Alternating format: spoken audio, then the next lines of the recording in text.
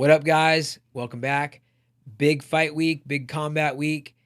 MMA, boxing, the mix again. It's happening. Jake Paul and Tyron Woodley. I haven't been as tight in this time as it was against our boy Ben Askren. Ben had me nervous, like real nervous, and I was fully buying in, checking out who's doing what, the tangibles, intangibles, things that you are considering, not considering. This is kind of an even match. We've got Jake Paul, who's now started boxing when he was 21 or so, has been an athlete in his life, being a wrestler, etc. Had a lot of success in other ventures, just kind of winning in different aspects of life on Disney, in his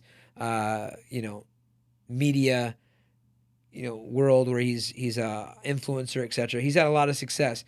He's really been focused on boxing now. On the other side, we've got a combat athlete from what he was talking about, a rough spot where he was fighting growing up. He's become a high-level wrestler. He's become a high-level mixed martial artist, and now focused on boxing.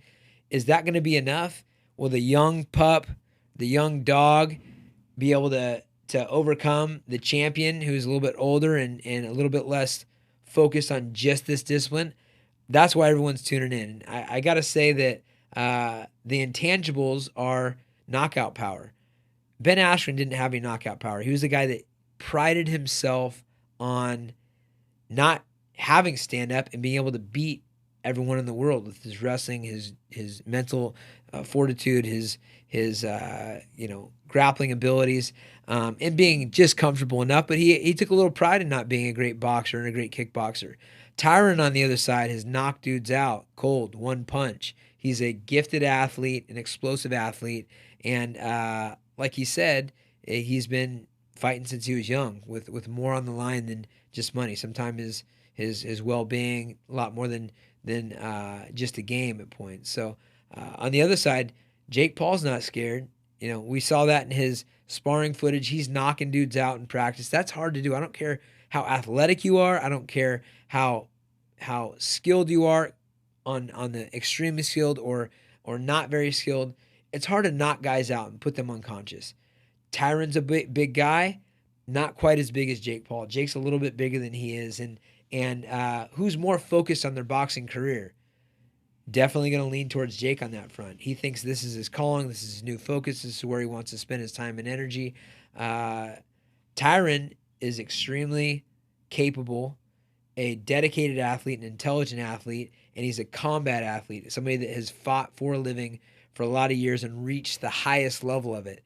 Now, the difference between the Askren situation and the Tyron situation is that exactly. Tyron likes a good fight. He likes to get punched and give punches back. He has spent some time on the sweet science, and I think that was an awakening for him, seeing his buddy get knocked out by this young athletic dude. And really, we just have to consider Jake that.